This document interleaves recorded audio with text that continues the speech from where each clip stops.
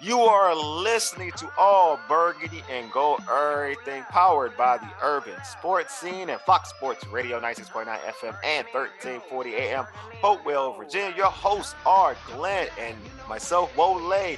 Mo and Ray are out. What is good, Glenn? Nothing much, man. Still kind of coming down off of this Washington Commanders win, surprise win, Yeah. on this past Sunday. And looking forward to this week. Just want to see what the team can do.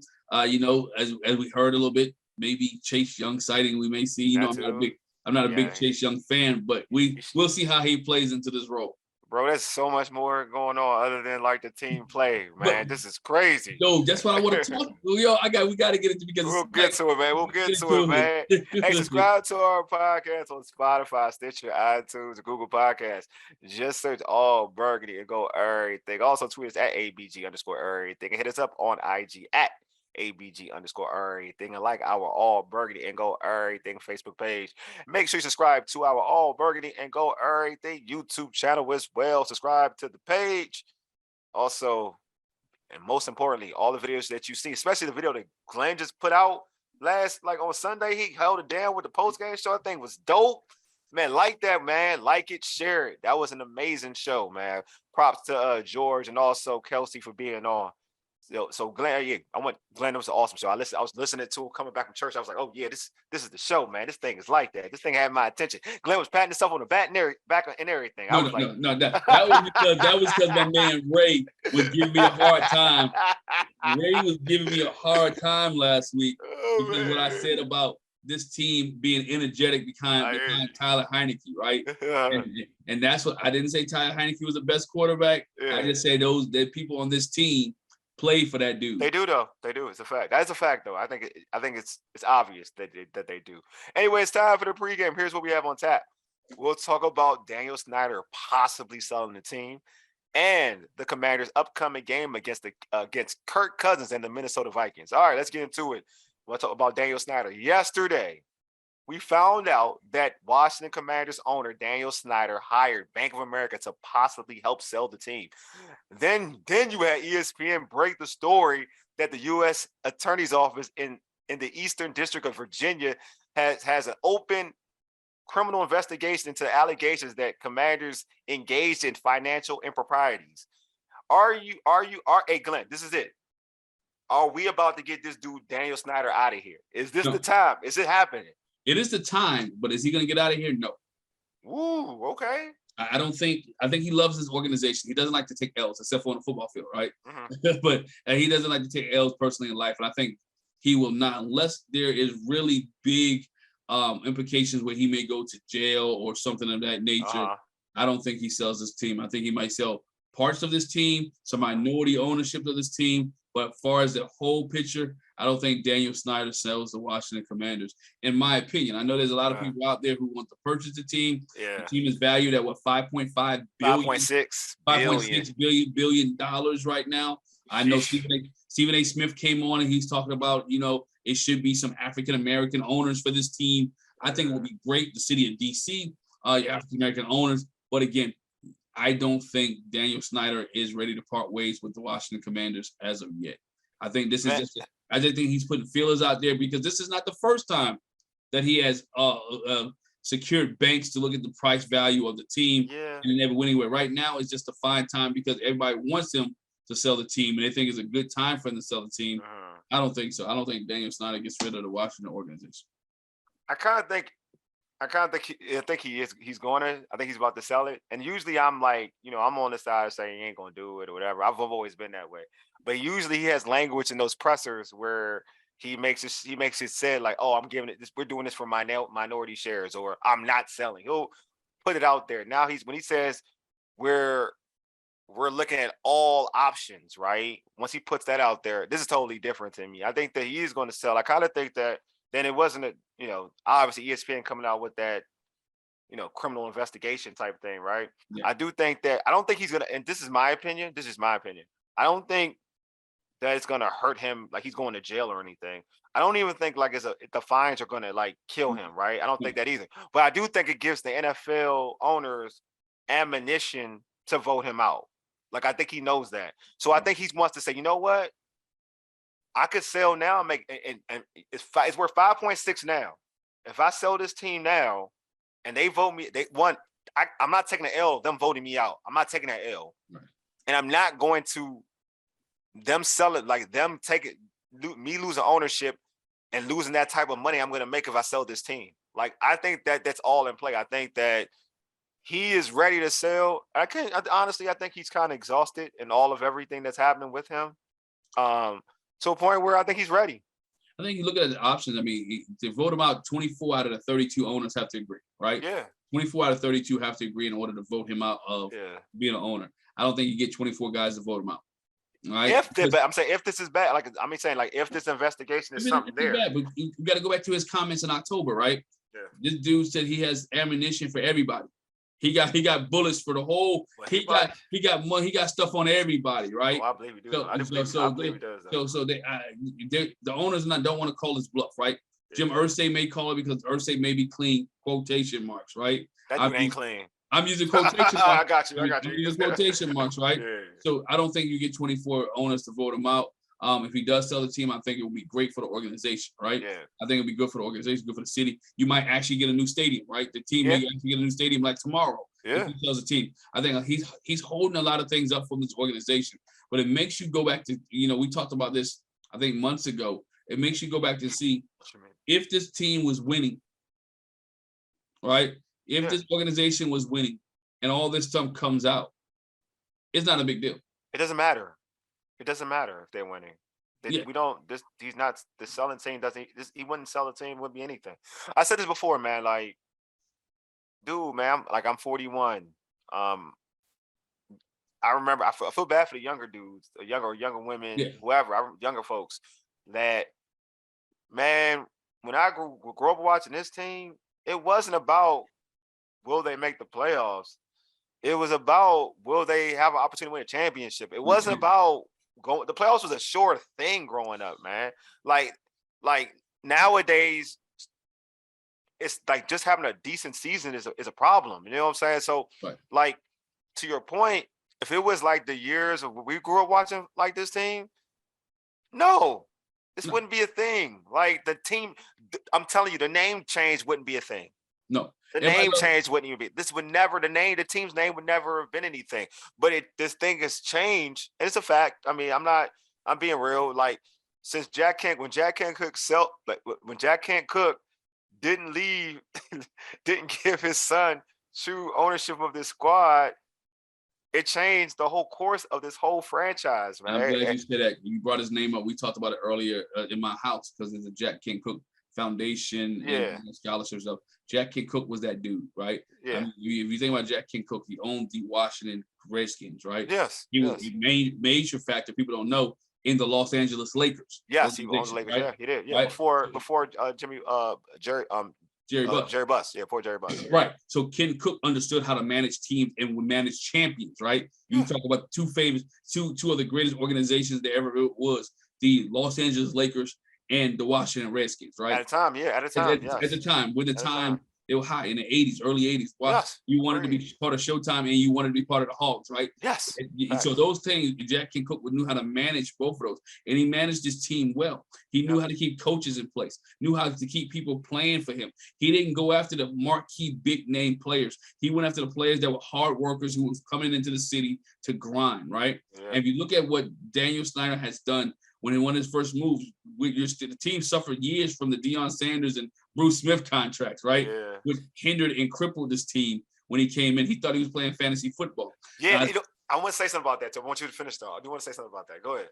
No, I want you to finish, though. But then you go into the years where there was a carousel of coaches, right? Mm-hmm. Because he wanted to bring in the Steve Spurriers, with which that big name, where he should have kept Marty Schottenheimer, right? Sure. Schottenheimer would have changing his programmer, changing a program like I'm in college, changing his organization. No, it's true. Right? It is a program. You're right. It's a program. He's changing the organization around. People forget Schottenheimer started out 0-5, and they finished the year 8-8, right? Program was turning. Schottenheimer gets fired. You bring in Steve Spurrier, and the team has never really been recovered kind of since then, except for Gibbs 2.0. Yeah, right? True. Gibbs 2.0, team recovered, had a couple hit and misses there with Gruden and the RG3 years. So the with team Shanahan with the RG3, Shanahan with Gruden after that. RG3. So you never really been on top or been stable across the board. When you look at teams like New England, Pittsburgh, teams the like that, Eagles, the Eagles Eagles, for a things while like at that right? time. Eagles for a while. Even the Giants when they had what's my Yes, man? Eli and company. Eli right. coming, Tom Coughlin, right? Yes, So those right. years. So and so you look at there, the organization had not been up. So the fan base, then you get into the name with the Redskin name itself, right? And all the comments he's made about that and how he's never going to change, and how this and marketing. And because of the George Floyd, I'm gonna call it, it's because of George Floyd and COVID, the state that we were in, all eyes were on the team and all eyes were on racial injustice and all those things. He was kind of forced to change teams. Only when sponsors declared that we can start taking the money away, right? FedEx could have been took money away. Should have stopped calling it FedEx Field a long time ago. Nike could have been said, you know what, we don't want to be a sponsor a long time ago if they wanted to force them to change the name. And here's the kicker of all. Now became the sex allegations a couple years in a row. All right, we had the allegation with the boat situation when it was at the cruise, which was washed underneath the rug because nobody heard about that too much. And then the other allegations came up with had people like Larry Michaels and the big Redskin players, coaches fired, right? Not coaches, but people in the organization. People in the organization fired. So now his name has always has, I'm gonna use the term, a lot of smoke behind it. Yes, a lot. And now that smoke is now turning into a little bit of fire. He may feel heat, but I think he may be one of those guys, like a Kanye, to go down with the ship. Yeah, he's type of dude. So it's wild you mentioned like the Deion thing.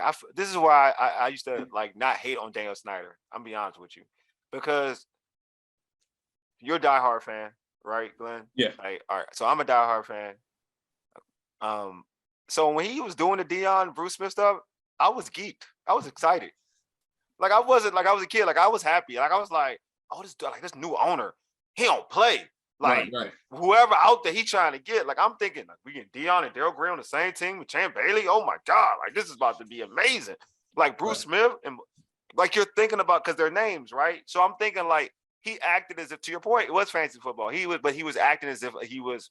You can tell he was a diehard fan. Like that's the thing. Like you could tell he was a diehard fan. Yeah, he was a fan. He wasn't like, to your point. It wasn't like we talk wrestling like Tony Khan, right?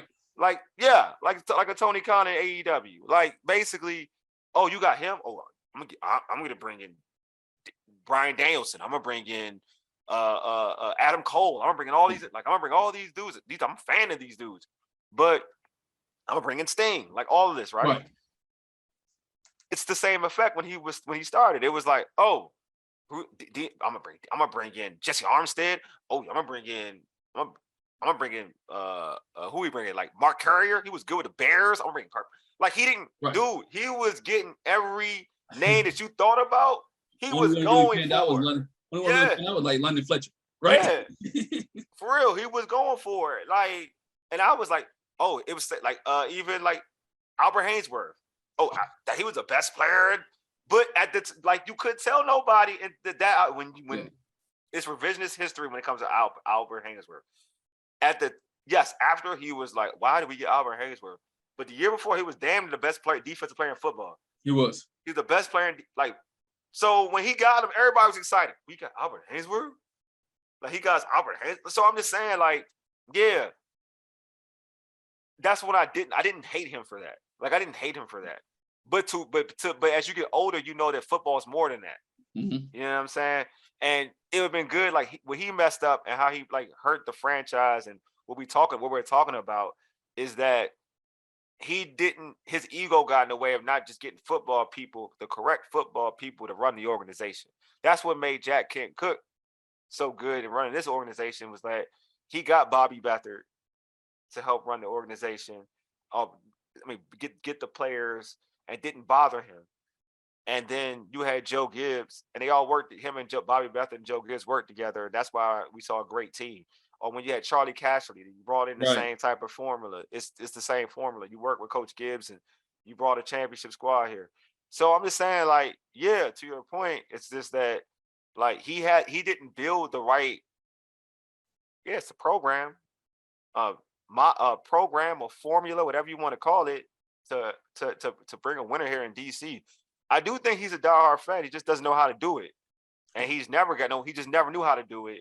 And he's been stubborn in his ways. And then therefore, and he hasn't been a good owner. It's a fact. But I think he did try hard. It's just that some people can't get it and they're not good at it. So it's time to go. And I think sometimes you get too far behind. I think he's a great owner, and he keeps a lot of the older guys around. You know what I'm saying? Yeah. He's loyal to a fault, and a little bit too loyal to the fault. And that's one of the things that you see with him. I think the organization will be well if he does sell. I think he can turn. I can really see him staying on and turning this thing around. Who? Snyder? Snyder, yeah. I can see it turning around. It's been so long though, bro. I know he could. It's been so long. It's been so long, but some of the moves that he's made in the front office that they have kind of it's been forced, but he has made in the front office. Yeah, has been changing some things around. I'm not happy, you know me about Ron Rivera. That's a whole that's what I'm saying. I don't know if he's going to. I don't think he can right now. But you can talk to his wife. She is the reason that for the breast cancer awareness stuff in the NFL. Yeah. That was something that she and her husband did. Most people don't know that it was first done in the Washington organization by them. So it's a lot of things that the Snyders have done right for football. People now focusing on things. It's not like it's a surprise, right? Can we be honest on here? We honestly on all Burgundy and Gold, right? Everything. Be honest here. We all know the NFL is a mob. Yeah. It's my mentality, right? We know the NFL is nothing but rich white men who set up an office who control majority African Americans on football fields. Yes. They ain't nothing. That's what it is, bro. There's no secret. Nobody.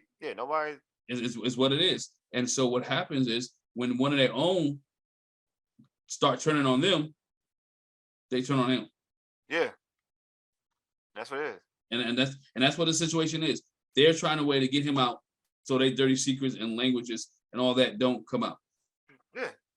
So they're gonna get. I mean, I just feel like, to me, like for this team and this team, it's just because where we used to be at, man. It's about time for a change. It is what it is, man.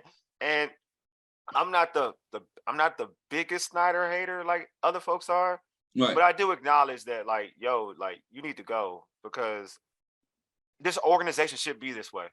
We shouldn't be like we shouldn't be we shouldn't be aiming for average. No. Like, you know what I'm saying? Like when Coach Rivera here, like we're aiming for average. Like this is what we're doing. Like we're aiming for average. And I don't think this team and this franchise should ever been this way. I had to go back to 10-year-old me. Like this team wasn't like that when I was growing up. This team is not the Detroit Lions, right? It's not supposed to be. It's not the Cleveland Browns, right? We can go through some teams who have not even sniffed the war. When you talk about top 5 teams who have most championships, right? Yeah. The Washington football team, or the organization Redskins, I'm gonna call it Redskins because is in the top 5.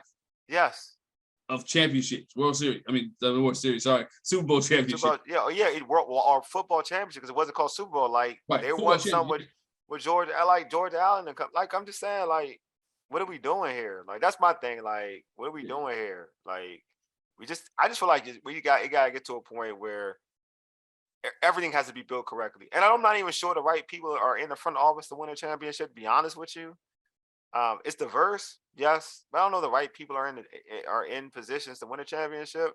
But I just think that when you get this bad PR, some of these people out of here, you can just focus on football. You know what I'm saying? Doing the right football stuff.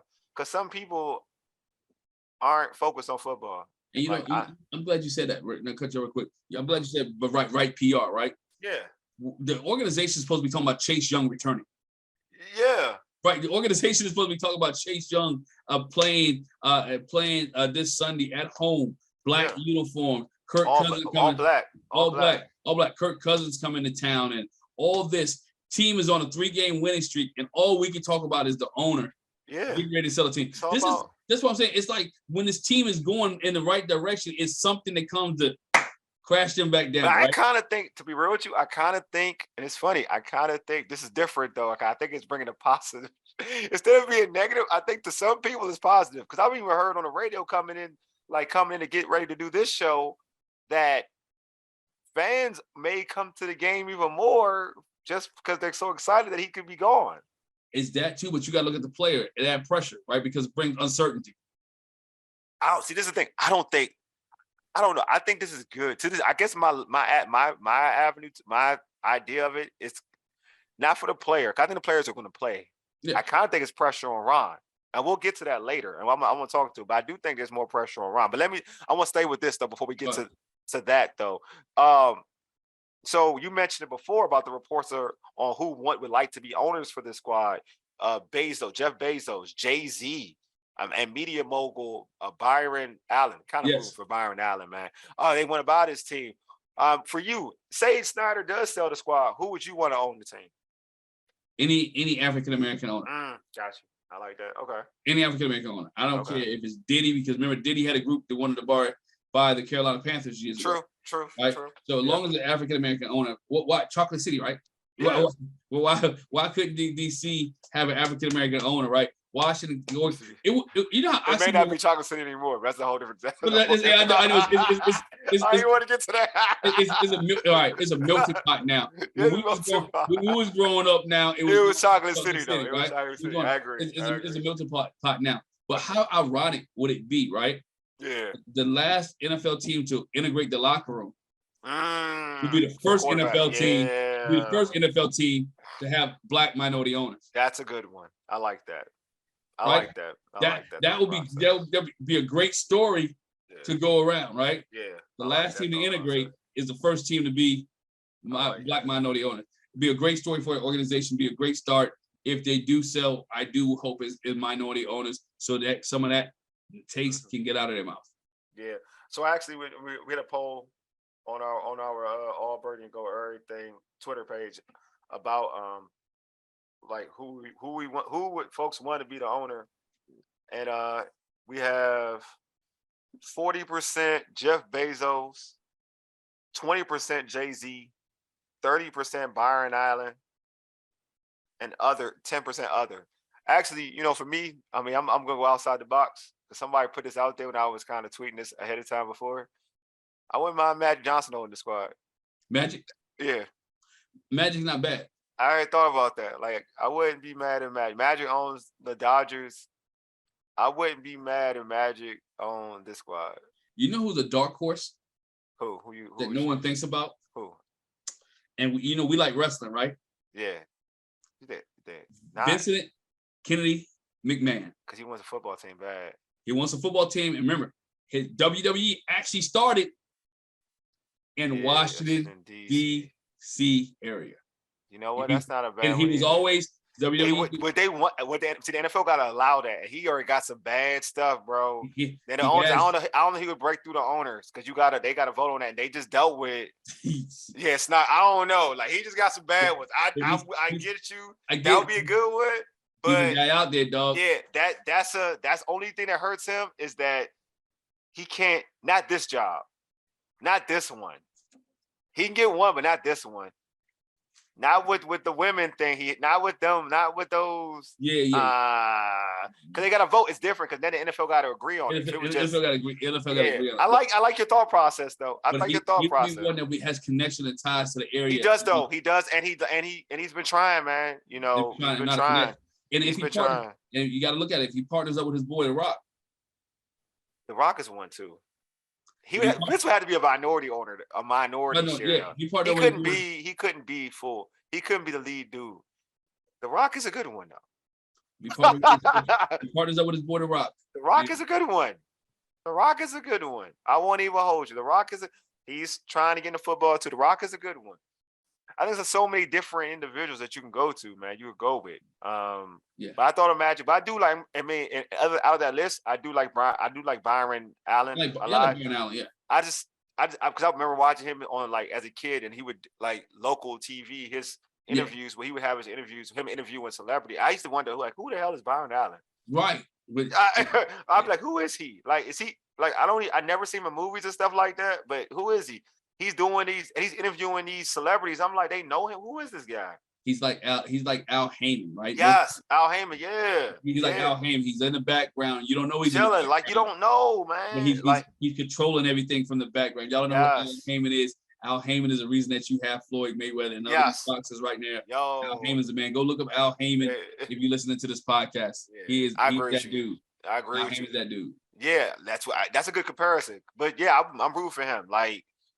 Cause I'm with you. I do want to see, the NFL needs. They don't have an African American owner, and why not be the time like to have one now, especially for the and you made a valid point.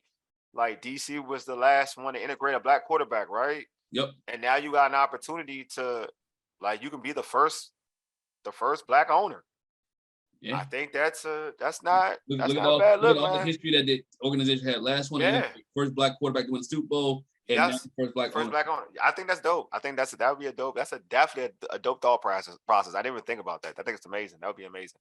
All right, so speaking, let's go back. Let's talk football, man. We've been talking all this stuff, man. We've been talking like owners and whatnot. We can talk about what we like to talk about, X's, O's, and football, man. Yes. So next Sunday, Kirk Cousins is back in town to take on the Commanders. The Minnesota Vikings are 6-1. What could this team be like if Kirk Cousins was still their quarterback? Would it be like, would this team be in a different place? Yes. Okay. I was always a Kirk Cousins fan. Okay, cool. I like this. I want to hear. I was a Kirk Cousins fan. I thought Kirk Cousins could lead this team.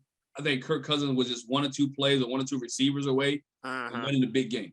The biggest thing on Kirk Cousins here and when he was in Washington was that he could not win the big one, right? Yes. He couldn't win a Monday night game. He couldn't win. You took Kirk Cousins. Remember the year he went to the playoffs against Green Bay, right?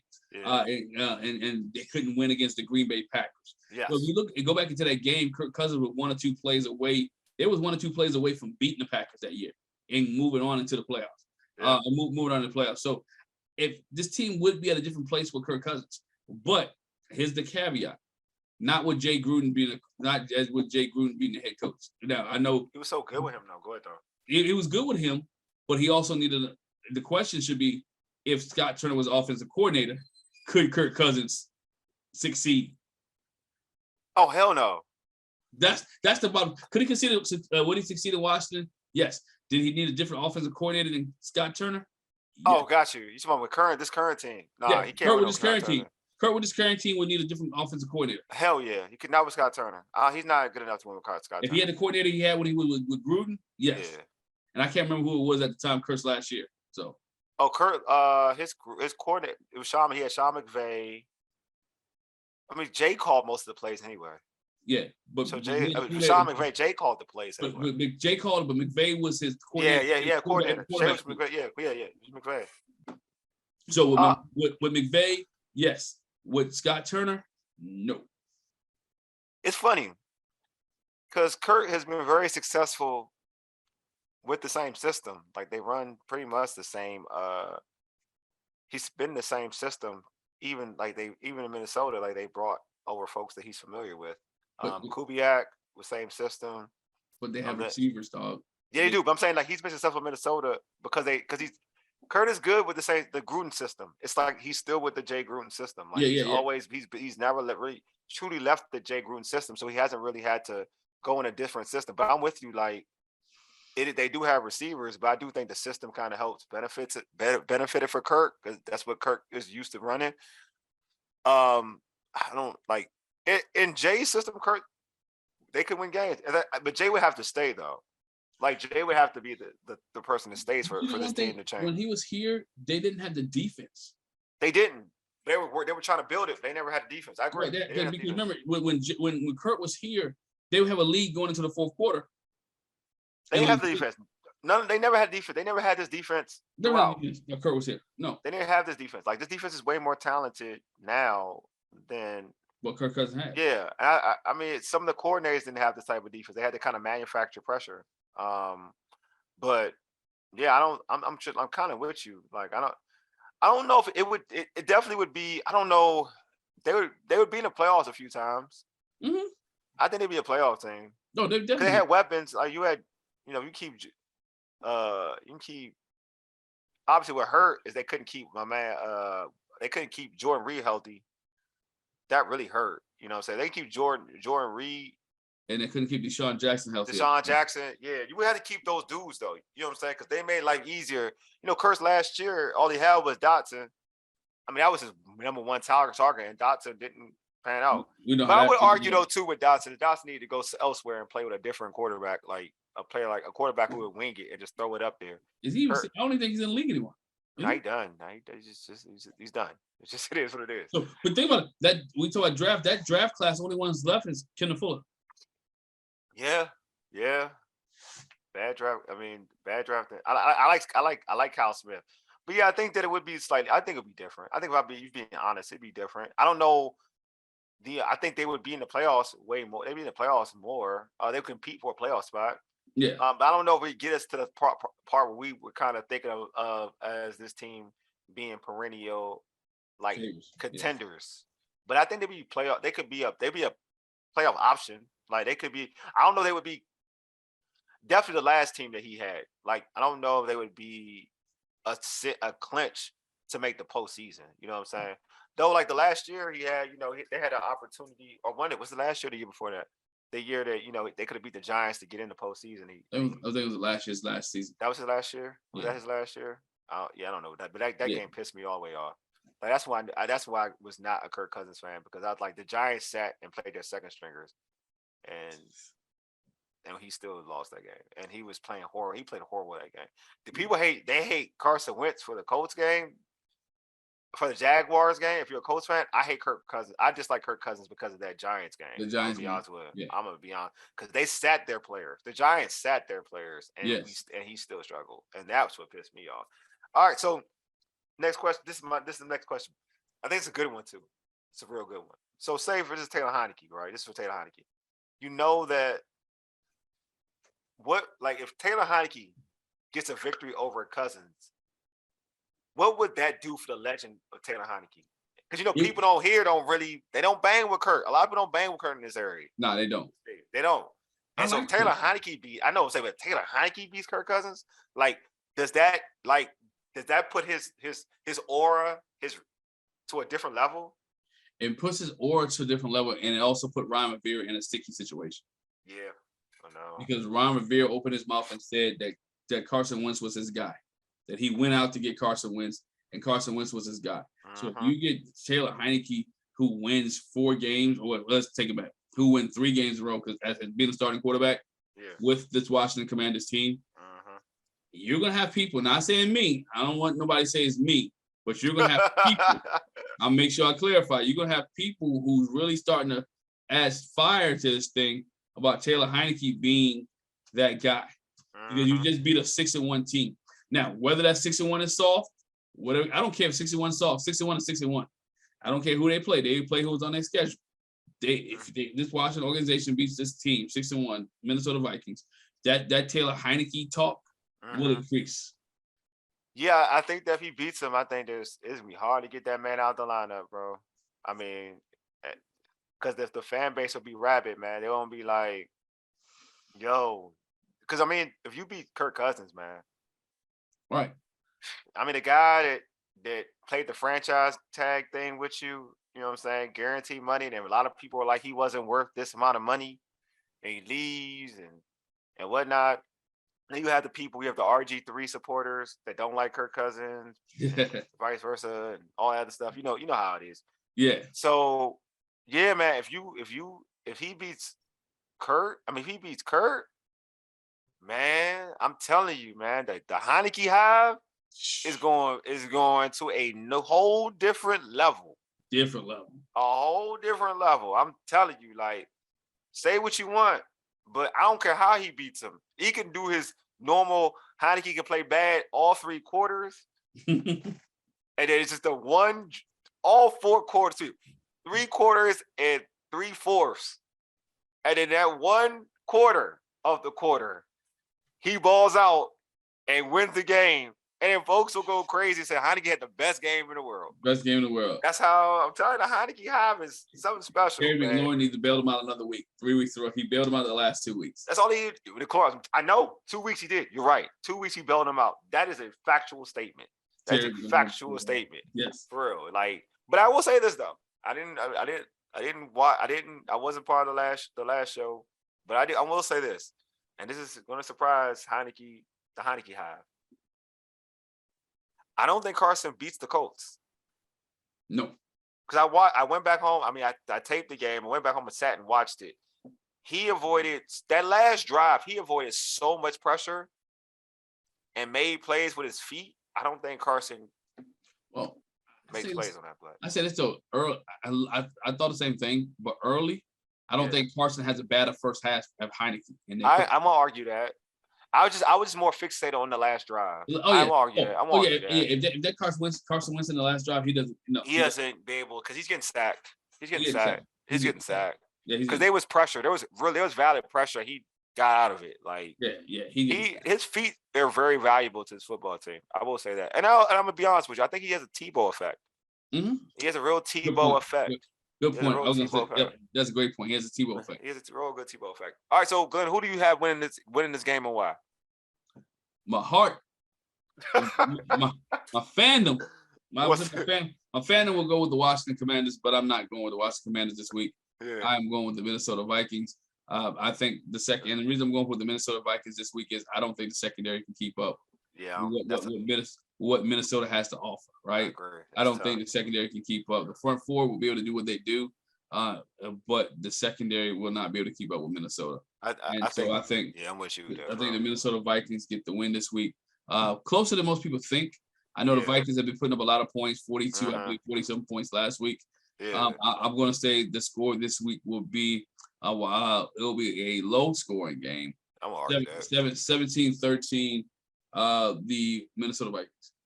Yeah, I won't argue that. I kind of think that I'm in agreement with you. I think that the Vikings will win.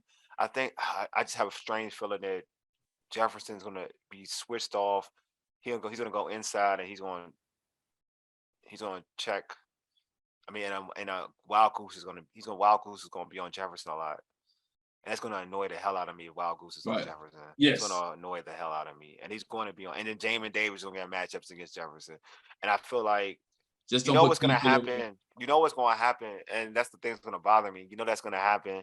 And you're going to let it happen. You're just going to let it happen. And there's no way Wild Goose. And you could say you can zone it. And you could say you can put this type of pressure or whatever you want to say. But it ain't going to work. No. It ain't going to work, man. It ain't going to work. It's just not. Your secondary ain't built that way. To your point, it's not built that way for it to work. So I have Minnesota winning 2017. I think it'll be a low scoring game. I think it'll be, I think I'm very interested to see that will Taylor Heineke be able to play a team that can score points early. Right. Not the offenses that he's seen. Like we've seen, the Green Bay Packers aren't a good team right now. No. Colts, they're going through a transition with a quarterback. So they're not a solid team like right now. This is a team that actually has weapons to score. They do. They got Dalvin Cook. They can score on Washington's defense. You know what I mean? So I'm looking at this game like, it's not the best matchup in the world, in my opinion. But who knows, man? You know what I'm saying? Who knows? But I don't think it's the ideal matchup at all. No. At all. So I'm kind of want to see, like, this to me, for Taylor Heineke lovers. This the game. This the game. You want to prove anything to me? Like, this the game. Like, play against different competition. I understand. I know somebody's about to say the Colts got a great defense. They do have a great defense, right? Yeah, but their offense ain't it. Like, it's something about playing an offense. That's going to score, and you have to score back. Correct. Like, that's the thing. Like, you got to score back, and like, are you able? Like, those other offenses, if you look at what they score, their average points per game haven't been great. The Green Bay's points per game haven't been great, and the Colts' points per game hasn't been great. No. Now you're gonna play a team that can score the football. You know what I'm saying? Like, I'm not saying Washington's defense is gonna can't stop or contain Minnesota, but I think that even that, like, knowing that team's gonna score and they're gonna score maybe 7-10 points, early. Well, can Taylor Heineke match that? They can score and get a couple times in the second and get 20. Can Taylor Heineke get that in the flow of the game and still and throw correctly or sustain real drives? You know what I'm saying? Not having that one or two drive period. You know what I mean? Yeah, you're gonna have to go tit for tat. You're gonna have to make a shootout. Yeah, you know what I'm saying? That's all I'm saying. Like, can he do that? If he can do that, then that's fine. But I don't know if he can do that, man. That's my thing. And he got this week, and he got the Eagles too. And that's another thing. Like, he got 2 back-to-back. That's why I was telling fans, like, this is like these 2 games coming up, Eagles and the Eagles and and the Vikings. Like, these 2 games will let you know for real, because by that time Carson Wentz is getting like healthier. Like, that's the 4-week span. Like, they'll let you know who the quarterback is. These 2 weeks, not You could be happy with 2-0, but these 2 weeks will let you know. Because then it gets Ron Rivera all the excuse to say, yeah, you ain't the guy. And these 2 weeks, as George mentioned on the podcast this past week, these 2 weeks are very important for playoff standings. Yes, true. Because they're NFC games. Yep. Oh, yeah, that too. Definitely. They're NFC games. Definitely. This is very important. Very important. It's very important. It's almost playoff atmosphere for the Washington Commander team. Yeah, they're thinking playoffs, but yeah, they're thinking playoffs. I guess they are thinking playoffs because Ron Rivera is not playing Sam Howell. So, but they're 4-4. I mean, they're now sitting 1 seed out. Yeah, I agree with you. They're thinking playoffs because they playing. Look what they're playing. They're not playing my man Sam Howell. They're playing Taylor Heineke. So they're thinking playoffs. Right? They ain't trying to sandbag, right? They're not trying to sandbag, I guess. So yeah, they feel like Taylor Heineke's gonna get us to the promised land. If it happens, hey, I'm on board for it, man. Hey, this has been a dope show. Subscribe to our podcast on Spotify, Stitcher, iTunes, and Google Podcasts. Just search All Burgundy and go Errrything. Also tweet us at ABG_Errrything and hit us up on IG at ABG_Errrything. And like our All Burgundy and Go Errrything Facebook page. Make sure you subscribe to our All Burgundy and Go Errrything YouTube channel as well. And this has been a great show. Glad to be back, my man Glenn. This has been dope. It's been fun. Anyway, you've been listening to All Burgundy and Go Errrything, powered by the Urban Sports Scene and Fox Sports Radio 96.9 FM and 1340 AM, Hopewell, Virginia, for ages. Deuces, A Mega. Lead us out, big homie.